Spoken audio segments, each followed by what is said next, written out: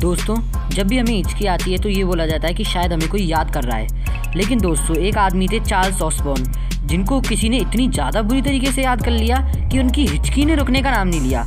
एक बार जो उनकी हिचकी शुरू हुई है और 68 साल तक उनको हिचकी आती रही और इस 68 साल के समय में इन्हें टोटल 43 करोड़ बार हिचकी आई थी। और इसी चीज़ ने इनका नाम गिनीज वर्ल्ड रिकॉर्ड में भी शामिल कर दिया सबसे ज़्यादा साल तक हिचकी यानी कि हिकअप्स आने का। फिर जैसे ही ये 96 साल के हुए, इनकी हिचकी अपने आप ही रुक गई और उसके अगली साल ही ये चल बसे। क्या आपको भी कभी किसी ने ऐसा याद किया है कि आपकी हिचकी भी ना रुकी हो?